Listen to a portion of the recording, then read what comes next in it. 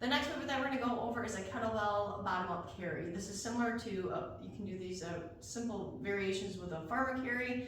If you haven't done these before, you most likely have done these in our programming, and this is just a more advanced movement to work the your shoulder stability as well. So, and it's going to work your bar. So what you're going to do is you're going to go ahead and start off with your feet about hip to shoulder width apart. Here, we don't want to get too wide because the wider we are, the more stability we have to really work with our spine, so we want to keep the feet underneath the hips for a good starter. You're going to go ahead and get your kettlebell weight. We're going to bring it up.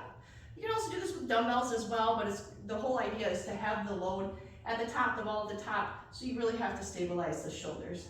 So from here, you would just walk down and back. I'm going to walk in place so you can kind of see what I'm doing and mimicking.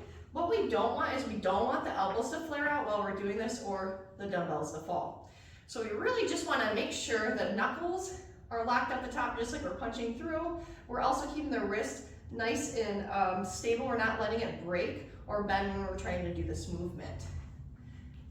Again, from the side, we're keeping the elbows in and we're marching. You can bring it up a little bit higher to work the shoulders. The higher you go, it's going to go ahead and start getting into the serratus and your rib cage. If you notice, we'll kind of pop out, so bring the hips in. If you want to make it harder, you just keep going up, but you do not want the elbows to flare. If you do want to work the shoulders, you would just kind of change the variation if you would like, but this is the movement that we were doing today.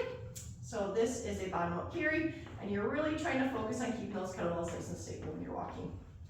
Watch the way your hips shift when you are marching with it. We don't want to shift too far to one side, too far to the other. We want to try to keep the weight nice in the center. So if you're having a hard time, when you're taking a step, drive the big toe down, it'll help you balance. And that is the bottom up farmer carry.